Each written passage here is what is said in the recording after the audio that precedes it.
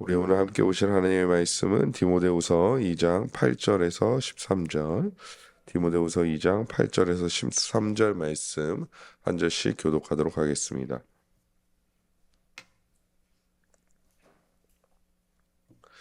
제가 먼저 8절 말씀 읽도록 하겠습니다. 내가 전한 복음대로 다윗의 씨로 죽은 자 가운데서 다시 살아나신 예수 그리스도를 기억하라. 복음으로 말미암아 내가 저희가 같이 매이는 데까지 고난을 받았으나 하나님의 말씀은 매이지 아니하리라. 그러므로 내가 택함 받은 자들을 위하여 모든 것을 참음은 그들도 그리스도 예수 안에 있는 구원을 영원한 영광과 함께 받게 하려 함이라. 미쁘다 이 말이여, 우리가 주와 함께 죽었으면 또한 함께 살 것이요 참으면 또한 함께 왕노릇할 것이요 우리가 주를 부인하면 주도 우리를 부인하실 것이라. 우리는 미쁨이 없을지라도 주는 항상 미쁘시니 자기를 부인하실 수 없으시리라. 아멘. 오늘도 말씀과 기도로 하루를 시작하시는 우리 성도님들을 주님의 이름으로 환영하고 축복합니다.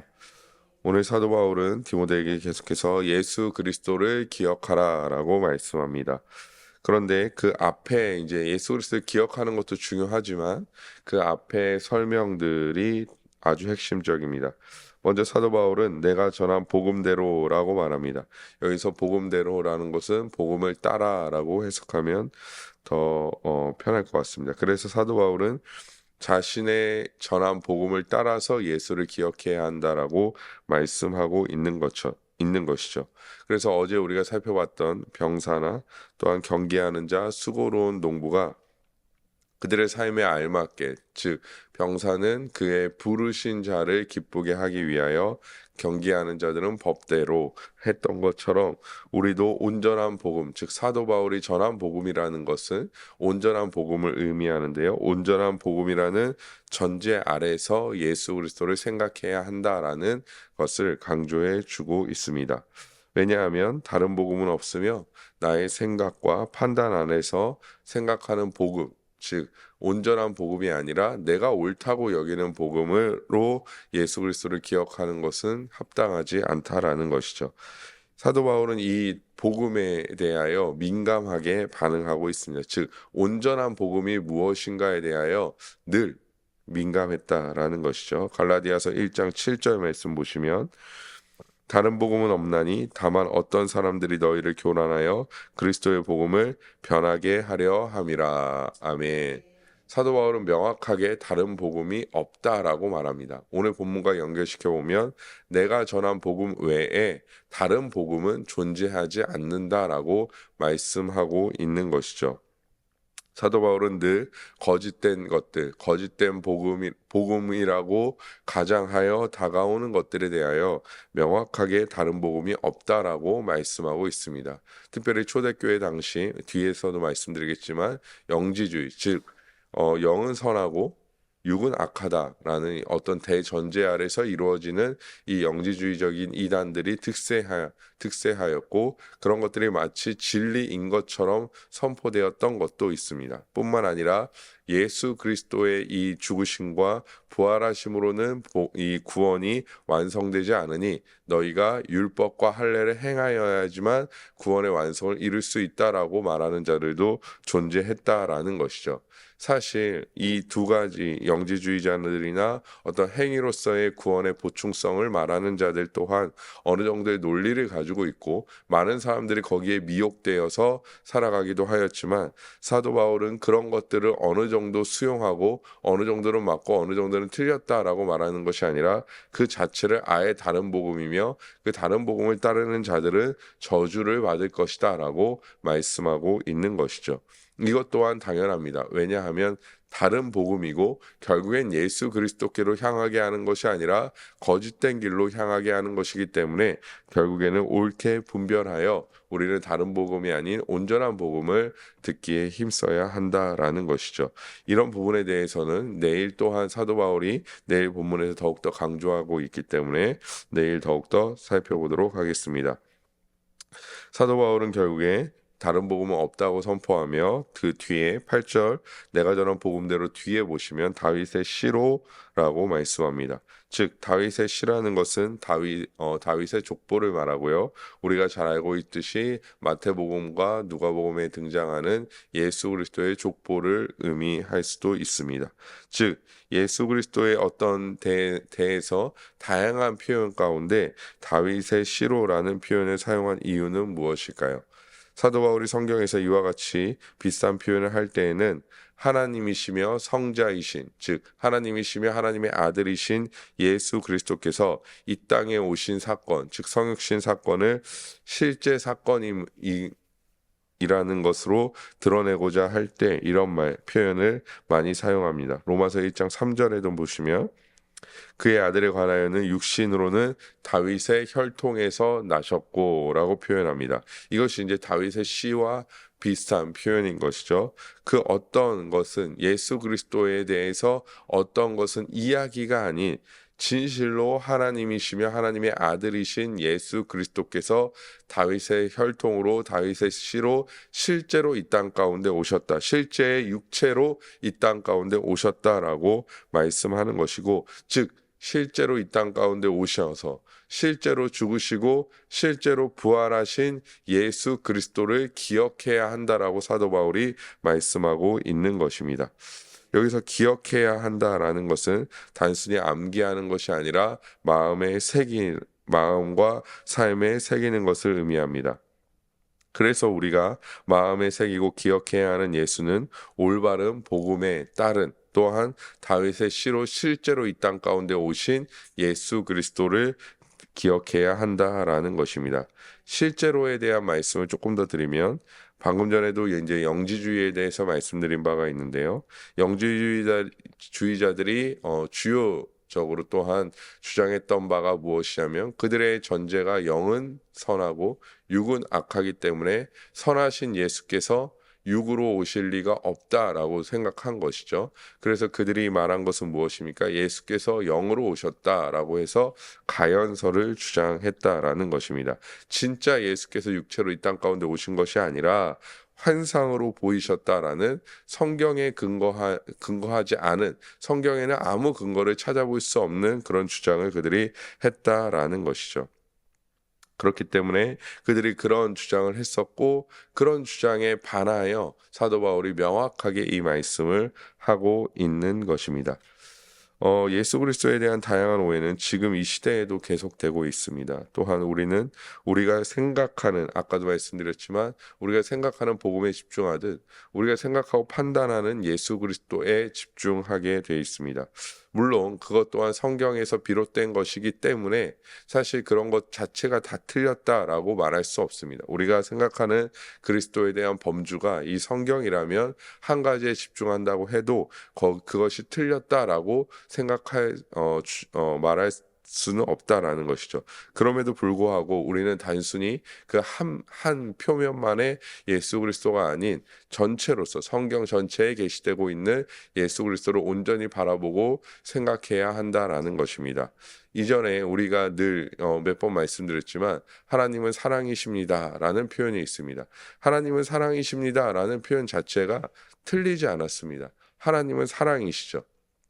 그렇기 때문에 하나님은 사랑이시라는 것을 우리가 주장하는 데에는 결코 부정함도 없고 그것에 대하여 우리가 달리 생각할 것도 없습니다. 하지만 우리가 생각하기에 하나님은 사랑이시다라는 것만 생각하는 사람들이 있다라는 것이죠. 그래서 하나님은 사랑이니까 모든 것을 수용해주고 모든 죄도 그냥 눈 감아주고 모든 것을 그냥 다 받아주는 하나님 예수 그리스도 이렇게 생각하고 판단한다라는 것입니다. 하지만 그것은 잘못된 것이죠. 왜냐하면 하나님의 사랑은 하나님의 공의 가운데의 사랑이기 때문입니다. 하나님은 사랑의 하나님이시기도 하지만 공의의 하나님이시기도 하고 질서의 하나님이시기 때문에 그냥 무질서하게 하나님은 무조건 사랑하신다라고 말씀하는 것은 사실 그 하나님만 바라보고 주장하는 것은 잘못된 결론에 이르게 되기 때문입니다. 그래서 우리 또한 성경에 온전히 계시된 예수 그리스도 또한 온전한 복음 안에서의 예수 그리스도를 늘 찾아가야 한다라는 것입니다. 하지만 우리는 성경에 우리는 성경에 계시하고 있는 예수 그리스도 또한 실제로 죽으시고 부활하신 예수 그리스도를 믿고 기억하고 우리의 삶에 또한 우리의 생각에 새기는 자들이 되어져야 할 줄 믿습니다.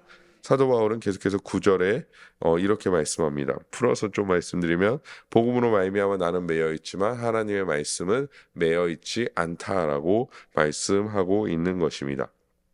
즉 복음으로 말미암아 내가 잡혀 있긴 하지만 하나님의 말씀은 매이지 않았으니 오히려 이것이 유익일 수 있다라고 말씀하고 있는 것이죠.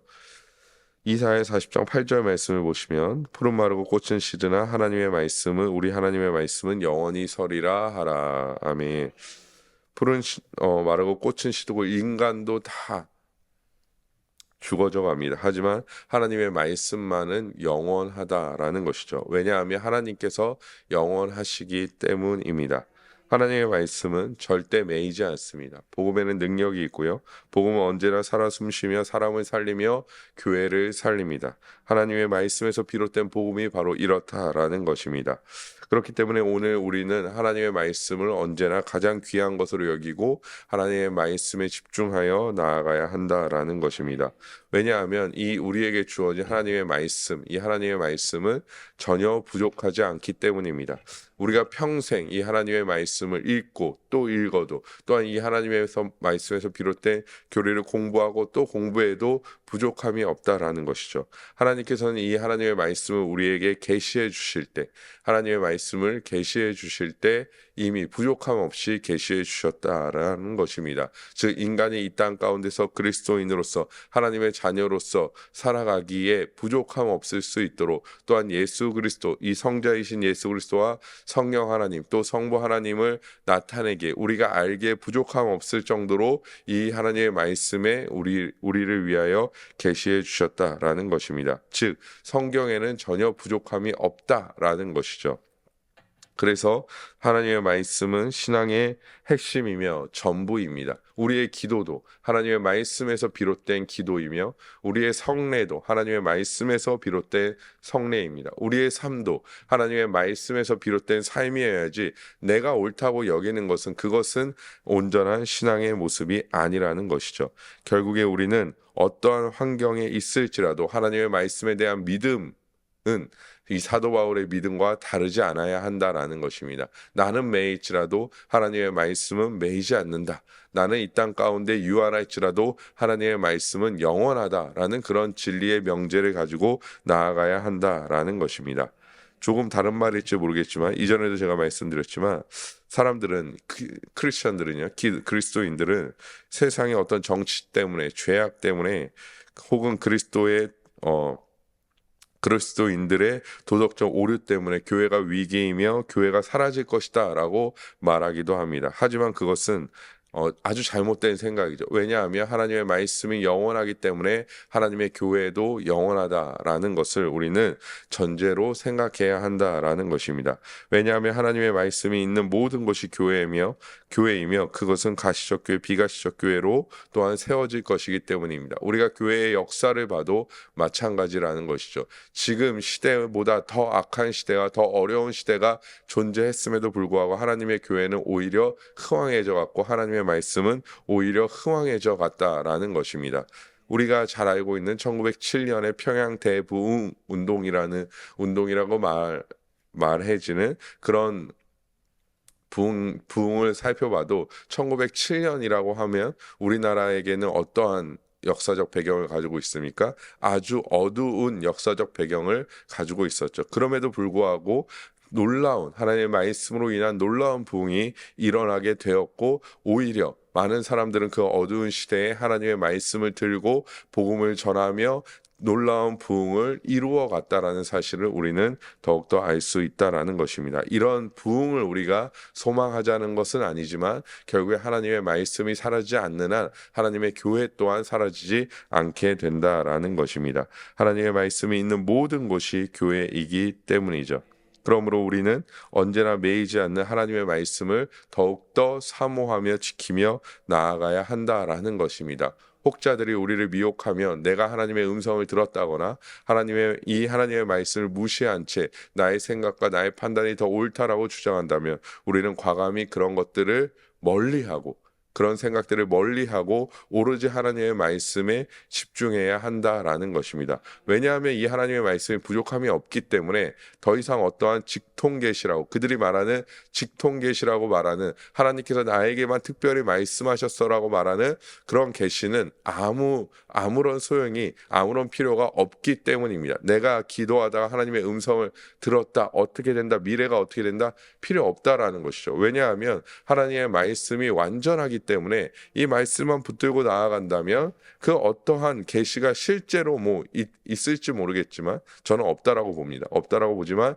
실제로 있다 하더라도 그것은 불필요한 것이 된다라는 것입니다. 왜냐하면 그 시간에 그거 들을 시간에 하나님의 말씀 한 줄 읽는 것이 훨씬 더 우리에게는 유익이기 때문입니다. 그러므로 우리는 좌로나 우로나 치우치지 마시고 또 누가 용하다 그래가지고 하나님의 말씀을 용하다 그래서 실제로 예전에는 그런 분들이 굉장히 많았죠.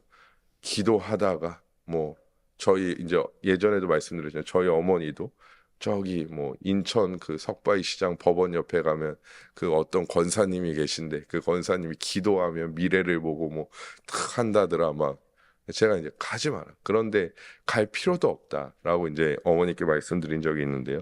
우리는 어제도 말씀드렸지만 그런 데에 마음이 혹하게 돼 있습니다.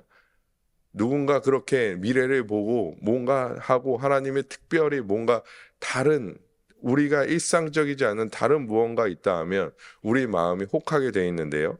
이 하나님의 말씀 자체가 다른 하나님의 말씀이라는 표현 말고 다른 말씀의 표현으로 하면 무엇입니까? 이 말씀 자체가 특별 계시죠. 그러니까 이 말씀 자체가 특별 계시니까 다른 어떠한 말씀은 중요하지 않다라는 것입니다. 그렇기에 우리는 이 하나님의 말씀을 늘 사모하고 지키고 나아가야 한다라는 것이죠. 그렇기 때문에 이런 믿음으로 비롯되어서 결국엔 사도 바울은 이런 믿음에서 비롯되었기 때문에 내가 이런 고난, 내가 하나님의 말씀으로 말미암은 복음으로 말미암은 이 고난을 기꺼이 인내할 수 있다라고 말씀하고 있습니다. 왜냐하면 자신은 갇혀 있지만 하나님의 말씀은 영원하며 그 영원한 말씀이 사람을 변화시키기에 부족함이 없기 때문입니다. 그래서 복음을 듣는 그들도 그리스도 예수 안에 있는 구원을 영원한 영광과 함께 받게 하려 함이다라고 말씀하고 있는 것이죠. 사도 바울은 하나님께서 자신을 이방의 사도로 부르신 소명과 더불어 하나님의 말씀에 대한 확신으로 이렇게 고백할 수 있었습니다. 그리고 사도 바울은 11절에 이렇게 말씀하는데요. 우리 11절 다시 한번 읽어보도록 하겠습니다. 시작. 미쁘다 이 말이요 우리가 저와 함께 죽었으면 또한 함께 살 것이요. 아멘. 제가 이전에도 한번 말씀드린 적이 있는데 미쁘다라는 표현은 정말 우리가 쓰지 않는 표현인데 성경에서는 간혹가다 이 미쁘다라는 표현을 사용하고 있습니다. 이 미쁘다라는 표현은 신뢰할 만하다라는 믿을 만하다라는 표현입니다. 어떤 말씀을 믿을 수 있다라는 것입니까? 사도 바울의 어떤 말씀의 맥락을 이어서 오면 그리스도 예수 안에 있는 영원한 영광을 함께 받는 것을 의미합니다. 왜 이렇게 생각할 수 있냐면 뒤에 이 미쁘다라는 11절 이후에 12절, 13절에서도 동일하게 이 영원한 소망에 대한 말씀을 하고 있기 때문이죠. 이것은 우리가 어제 살펴봤던 수고로운 농부가 곡식을 먼저 받는 것이 맞다라는 표현과 연결되는 표현이라고 볼 수 있습니다. 그것의 해석적인 부분이라고도 볼 수 있다라는 것이죠. 우리가 결국에는 하나님의 말씀을 인내하고 주의 복음을 붙잡고 끝까지 살아간다면 마지막 날에 예수 그리스도와 함께 왕노릇한다라고 말씀하게 되는 것입니다. 여기서 주목해 볼 것은 사도 바울이 반복적으로 사용한 함께라는 표현입니다. 사도 바울을 생각한 우리의 존재는 우리가 무언가 얻기 위하여 끊임없이 노력하고 힘쓰는 존재들이 아니라 우리는 그리스도와 연합하여 우리에게 주신 그 그리스도께서 우리에게 주신 모든 것을 받아 누리는 자들이라는 것이죠. 그래서 그리스도와의 연합은 우리의 선택이나 감정이 아닙니다. 우리가 하나님과 동행한다라는 그런 표현은 우리의 감정에 우리의 상황에 매이지 않는다라는 것이죠. 즉 주께서 우리와 함께 하시지 할 때, 우리가 함께 하신다라고 말할 때 때로 우리는 느낌이나 감정으로 생각할 때가 많이 있습니다. 예를 들어서 어려운 일이 해결됐을 때, 열심히 막 기도하면서 어려운 일이 해결됐을 때 우리는 하나님이 혹은 예수님이 우리와 함께 하신다라고 아주 쉽게 생각할 수 있습니다. 하지만 반대로 우리의 뜻대로 일이 되어지지 않거나 힘든 일이 겹겹이 올 때 우리는 하나님께서 나와 함께 하시지 않는구나라고 생각할 수 있다라는 것입니다. 이는 상황과 감정에 따른 것이죠. 하지만 우리가 예수 그리스도를 믿는 믿음 안에서 그리스도와 연합하여 살아가는 것은, 그리스도와 함께 살아가는 것은 단순히 우리의 느낌이나 상황에 따른 것이 아니라 존재적인 것이다라고 우리는 받아들여야 한다라는 것입니다. 즉 이것을 우리가 상황적으로 받아들이는 경우가 많은데요. 그것이 아니라 우리는 존재적으로 이것을 받아들여야 한다라는 것입니다. 즉 우리가 그리스도인 되었다면, 우리가 예수 그리스도를 믿는 믿음 안에 있다면 하나님이 우리와 함께 하시는 것, 그리스도께서 우리와 함께 하시는 것은 어떤 상황에 따라 달라지는 것이 아니라, 우리의 신앙의 어떠함에 따라 달라지는 것이 아니라 우리가 늘 그리스도와 연합된 존재로 살아가기 때문에 이것은 존재적으로 우리가 함께 하신다라고 고백해야 한다라는 것이죠. 그러기에 우리가 그리스도와 함께 살아가기에 복음과 함께 살아간다는 것을 우리가 믿고 또한 그 안에서 영광을 소망한다면 우리는 고난 속에서도 넉넉히 승리할 수 있다라고 사도 바울이 우리에게 말씀해 주고 있는 것입니다. 사도 바울은 지금 갇힌 바 되었지만 이 모든 것을 참는 것은 억지로 참는 것이 아니라 기쁨으로 그래서 참을 수 있으며 그 복음으로 말미암아 하나님 나라의 영광을 누리게 될 것이라는, 그리스도와 연합되어서 그 모든 것을 누리게 될 것이라는 그 믿음이 있었기 때문이라는 것입니다. 사도 바울은 그래서 자신과 동일한 믿음의 길을 가는 디모데에게 이렇게 너도 이런 믿음을, 너도 이런 마음을 가져야 한다라고 권면하고 있는 것입니다. 그것은 우리도 마찬가지입니다. 사도 바울이 그리스도와 함께 하는 것은 사도 바울이 특별하기 때문이 아니라는 것이죠. 사도 바울은 우리와 모든 성정이 같은 자입니다. 또한 그도 그리스도의 은혜로 말미암아, 우리와 동일한 은혜로 말미암아 구원을 받았습니다. 물론 그가 특수한 사명과 사역을 감당하였고 그가 사도라고 칭함을 받았긴 했지만 그 또한 우리와 동일한 구원의 어떤 과정을 통하여 구원에 이르게 되었다라는 것이죠. 사도 바울과 연합하신 예수 그리스도는 우리와 연합하신 예수 그리스도와 다르지 않다라는 것입니다. 우리 모두는 원래는 돌 감람나무였고 참 감람나무에 접붙임된 자들이기 때문에 우리 또한 동일한 소망과 동일한 믿음의 길을 가는 자들이 되어져야 한다라는 것이죠. 그렇기 때문에 우리는 하나님 나라를 소망하는 자들이며 이 땅을 우리의 본향으로 삼지 않고 하나님 나라를 본향으로 삼는 사도 베드로의 표현으로 인하면 나그네와 같은 자들이라는 사실을 우리는 알아야 한다라는 것입니다. 하지만 이 땅에서 삶이 허무하다거나 필요 없다라는 것은 아니죠. 우리는 하나님께서 주신 하루하루의 삶과 맡겨주신 소명, 즉 우리가 디모데후서 1장 9절에서 살펴봤던 그 부르심에 합당하게 이 땅 가운데서 살아가는 자들이 되어져야 한다라는 것입니다. 그것이 나그네의 삶인 것이죠. 하지만 나그네가 이 땅의 삶에 만족하고 이 땅의 삶의 유익을 누리고 이 땅을 본향처럼 여기지 않고 끊임없이 자신의 본향을 향해 나아가듯이 우리 또한 하나님 나라의 소망을 두고 이 땅 가운데 고난이 오고 역경이 오고 어려움이 올지라도 우리에겐 참된 본향, 아름다운 본향이 있으니, 영원한 본향이 있으니 우리는 그 믿음의 길을 걸어갈 수 있는 자들이 되어져야 한다라는 것입니다. 그래서 우리는 때로 고난이 오고 어려움이 와도 우리가 이 말씀 여기서 고난과 어려움은 그리스도로 인한 고난뿐만 아니라 우리의 삶의 어려움도 포함되어서 말씀드리는 것입니다. 고난이 오고 어려움이 와도 우리는 이 길을 묵묵히 걸어가야 합니다. 그리고 이 길을 걸어가는데 우리에게 좋은 인도자가 있으니 그것은 무엇입니까? 바로 하나님의 말씀입니다. 이 하나님의 말씀이 우리에게 가장 좋은 인도자가 되어 우리를 본향까지 인도하신다라는 것이죠. 이것은 왜 그렇습니까? 성령이 다른 어떠한 것으로 역사하시는 것이 아니라 하나님의 말씀으로 우리 가운데 역사하시기 때문이죠. 그래서 어제 수요예배 때도 말씀드렸지만 우리가 성령을 따라 행해가는 것이 결국에는 본향을 따라서 본향을 향해 나아가는 것과 다르지 않다라는 것입니다. 그렇기 때문에 우리는 이 말씀을 꼭 붙잡고 믿음의 길을, 소망의 길을 걸어가는 자들이 되어져야 할 줄 믿습니다. 사랑하는 성도 여러분, 우리는 오늘도 일상을 살아갑니다. 어제와 다르지 않을 것입니다. 물론 디테일한 세밀한 부분에 대해서는 다를 수 있지만 우리는 그냥 뭐 출근하실 분들은 출근하고 집에서 가정을 돌보실 분들은 돌보시고 여러 가지 일들을 그냥 일상 가운데 해 나갈 것입니다.